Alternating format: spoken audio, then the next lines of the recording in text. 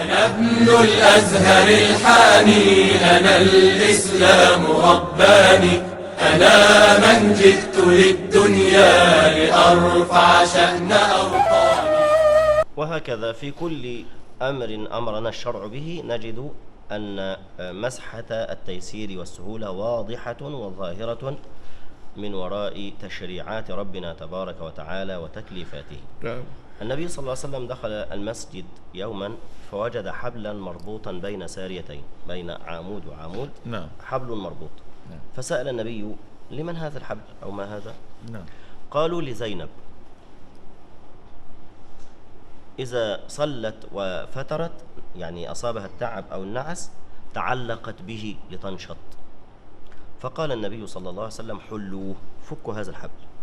نعم. ثم قال: ليصلي أحدكم نشاطه، فإذا فتر فليرقد. نعم. يصلي أحدنا وهو نشط، إذا أصابه التعب أو الملل أو الكسل نعم. يستريح، ثم بعد ذلك يواصل. ليصلي أحدكم نشاطه، فإذا فتر فليرقد. وفي بعض الأحاديث وفي بعض الروايات أن الإنسان منهي عن أن يصلي وهو يدافع النعاس، لأنه لا يدري، لعله يريد أن يستغفر فيسب نفسه، أصابه التعب. وفي الحديث: عليكم من الأعمال بما تطيقون، عليكم من الأعمال بما تطيقون، فوالله لا يمل الله حتى تملوا. فعلينا أن نعي هذه الأحاديث وندرك من خلالها أن رسولنا صلى الله عليه وسلم جاء بدين سمح سهل. نعم، عندنا ما يسمى بالرخصة وعندنا ما يسمى بالعزيمة. نعم. في مواطن الرخص نأخذ بالرخص، وفي مواطن العزيمة نأخذ بالعزيمة، كما كان رسول الله صلى الله عليه وسلم والسلة الطيبة المباركة معه. Naam. Katika kuendelea na kufanya uwepesi wa ibada zetu, basi tunatakiwa tutafute kule katika uwepesi. Tusijilazimishe mambo yalokuwa makubwa, mambo yalokuwa mazito katika dini yetu. Mtume sallallahu alaihi wasallam siku moja aliingia katika msikiti, akakuta kuna kamba inaning'inia. Akauliza, kamba hii ya nani? Akaambiwa ya Bibi Zainab, ambaye mkewe Mtume, kwamba anasali, akijiona akachoka ananing'inia katika kamba, anachangamka, anakuja kusali tena. Akaambia, ifungueni sasa hivi, ifungueni kamba hii, ifungueni. Ikafunguliwa. Akasema, na asali mmoja wenu akiwa katika hali ya uchangamfu, na asali mmoja wenu katika hali ya uchangamfu. Akiona kachoka, basi na alale, kwa maana apumzike. Ikimalizika, akipata nguvu, arudie kumwabudu Mwenyezi Mungu. Lakini msiswali mpaka mkajilazimisha, manake mpaka miguu yote imevimba, mwili wote uko goigoi. Sasa akaamua ajining'inize ili apate uchangamfu. Sivyo tulivyoambiwa katika sheria zetu.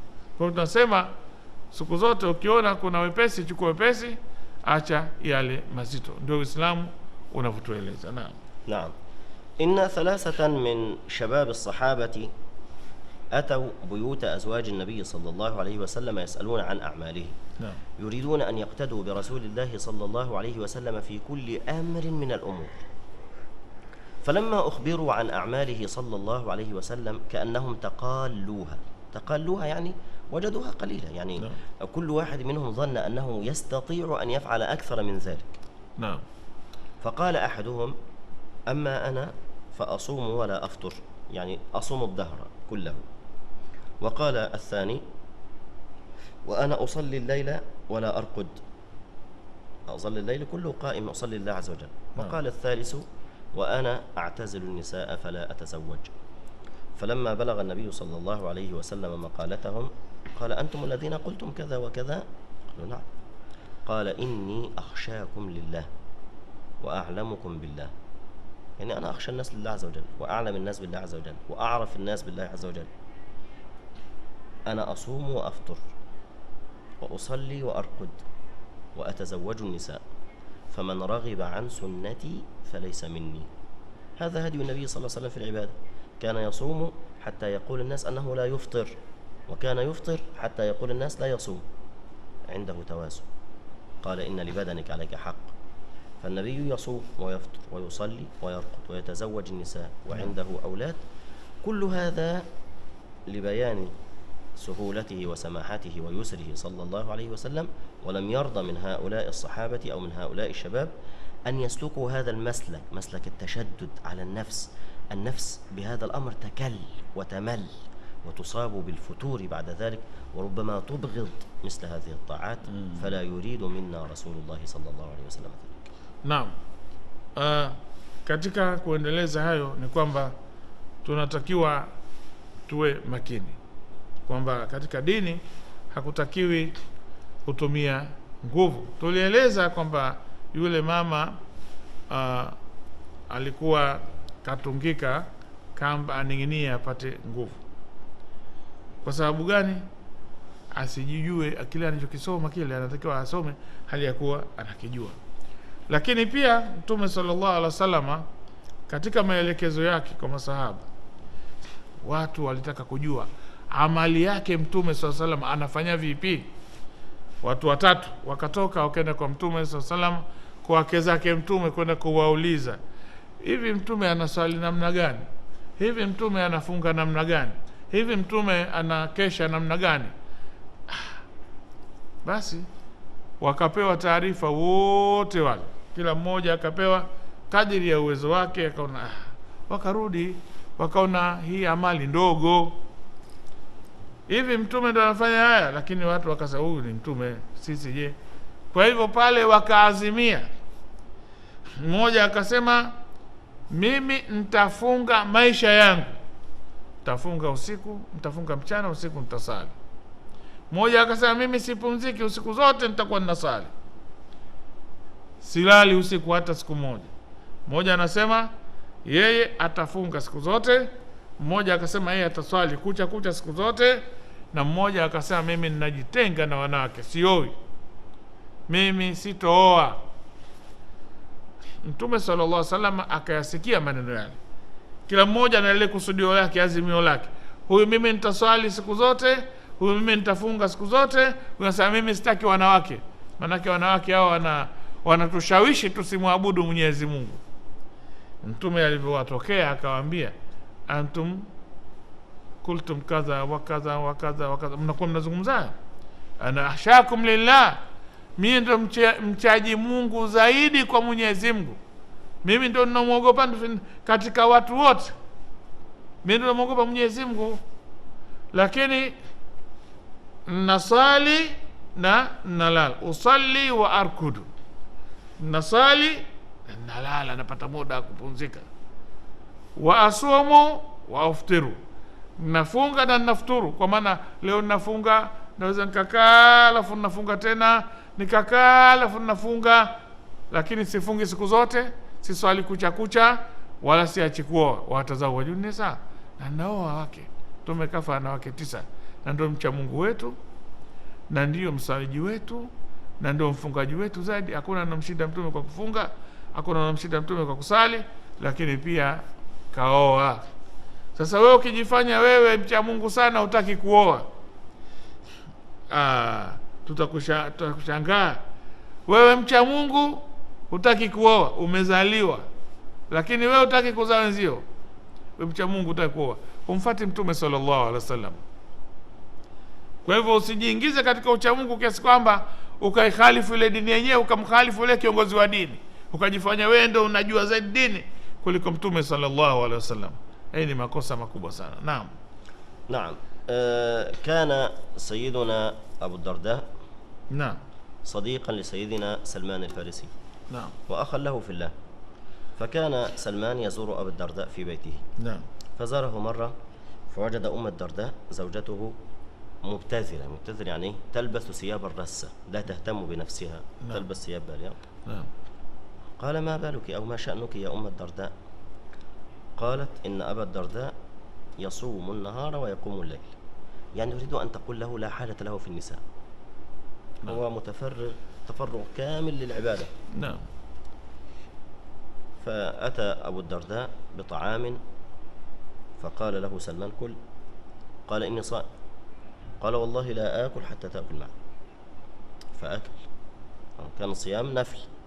صيام النافلة يجوز لك أن تفطر من أجل ضيفك، ويجوز لك إن دعيت أن تفطر من أجل إجابة الدعوة في النوافل، وهذا من باب التيسير. نعم. قال: والله لا آكل حتى تأكل. فأكل. ثم جاء الليل وأراد أبو الدرداء أن يقوم ليصلي، فقال سلمان: نم، الآن نم. فنام. أراد أن يقوم، قال: نم، فنام. ثم إذا كان قبل الفجر بقليل أو في الثلث الأخير من الليل أراد أبو الدرداء أن يصلي، فقال له سلمان: نعم، الآن نقوم. ثم قال سلمان لأبي الدرداء: إن لبدنك عليك حقا، وإن لأهلك عليك حقا، وإن لضيفك عليك حقا، فأعط كل ذي حق حقا. فلما طلع الفجر ذهب فصليا مع النبي صلى الله عليه وسلم، فأخبر أبو الدرداء رسول الله صلى الله عليه وسلم بما حدث، كذا وكذا. قال رسول الله صلى الله عليه وسلم: صدق سلمان، صدق سلمان. إذن النبي صلى الله عليه وسلم وافق سيدنا سلمان في قوله: إن لبدنك عليك حقا، وإن لأهلك عليك حقا، وإن لضيفك عليك حقا، فأعط كل ذي حق حقه. Naam. Kisa kingine ambacho tuna katika kujiweka sawa katika ibada vile inavyotakiwa.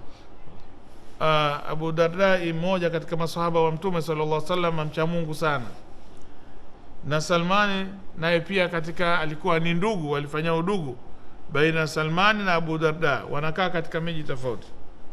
Siku moja Salmani akaenda akamtembelea Abu Darda, akaenda akamkuta hayupo, kamkuta mkewe. Yule mke kamkuta katika sura ambayo sio barabara, kamkuta yuko mchafu, nguo ambazo hazina raha yote. Akamuuliza: vipi shemeji, mbona uko hivyo? Akaambia: ndugu yako Abu Darda hana haja ya dunia, yeye kazi yake ucha Mungu, kwa darueshi kupindukia. Kwa hivyo mimi hata nikijipamba nampambia nani? Hakuna haja ya hina poa, hakuna haja ya wanja poa, hakuna haja mafuta mazuri wala udi. Mimi sina mtu kabisa, mimi mume wangu kageuka darueshi shekhe tu, hana kingine. Sasa aliporudi Umm Darda akaandaa chakula. Abu Darda anamwambia Salmani: kula chakula. Akaambia: sili mpaka na wewe ule, tule wote. Akaambia: mimi nimefunga. Akaambia: hata kama umefunga mimi siwezi kula. Matokeo yake akaambia, kwa sababu alikuwa afunga sunna, nafunga sunna unaweza ukafungua wakati wote, au umealikwa pahala na umefunga ukaamua kufungua. Na akamwambia: kwa kuwa funga sunna, sili mpaka tule wote. Abu Darda akakubali kula, wakala wote. Ulipofika usiku, yule bwana tayari kashajiingiza, kashatawaza, anakwenda kusali. Akaambia: unakwenda wapi? Kalale chumbani na mkeo. Akaambia: wewe nakwambia kalale. Abu Darda akaenda kulala na mkewe chumbani. Siku hiyo shemeji naye akajiona na mume, kataka kunyanyuka sije sasa. Akaambia: bado kalale, muda bado. Ilipoingia alfajiri, asubuhi, wakaswali wote swala ya asubuhi. Baada ya kuamka tu, Abu Darda akakimbilia kwenda kwa Mtume sallallahu alaihi wasallam kwenda kumuuliza. Akamwambia: leo Salmani kaja kanifanyia mambo sikuyapenda. Akafanya nini? Nilikuwa nimefunga na mimi ninajifungia siku zote. Akamwambia: hapana kufunga, kula, kusali usiku. Akamwambia: hapana kusali, swali swala zako za faradhi, funga siku nyingine unasali siku nyingine, mkeo ajisikie raha. Akamwambia kwamba kiwiliwili chako kina haki, mke wako ana haki, na Mungu wako ana haki. Kwa hiyo mpe haki, ati kulladhi haki hakahu. Mkeo mpe haki yake, kiwiliwili chako kipe haki, kipunzike, kilale, na ibada yako ipe haki. Kwa hiyo mambo matatu hayo. Mtume akamwambia: kasibu Salmani, ndo ndivyo. Kwa hivyo kasema haki Salmani. Mtume akamuunga mkono Salmani. Bwana Abu Darda akatoka katika udarweshi, akawa sasa anamwabudu Mwenyezi Mungu kadiri ya uwezo wake, lakini kiwili chake kinapata muda wa kupumzika, na mke wake naye anapata muda wa kusema naye na kuzungumza naye, na dini yake naye anaipa haki yake. anasali. Inshallah hapa tutakuwa tumefikia mwisho. Tunamwomba Mwenyezi Mungu atupe kila la kheri, na shekhe wetu Shekhe Abdurrahim Saleh Said arudi Dar es Salaam akiwa na afya njema, kwa sababu Zanzibar ndio mara yake ya kwanza kukanyaga hapa. Kafurahi sana kuona Wazanzibar. Inshallah Mwenyezi Mungu ampe kila la kheri. Leo tuishie hapa. Wassalamu alaykum warahmatullahi wabarakatuh. أنا ابن الأزهر الحاني، أنا الإسلام رباني، أنا من جئت للدنيا لأرفع شأن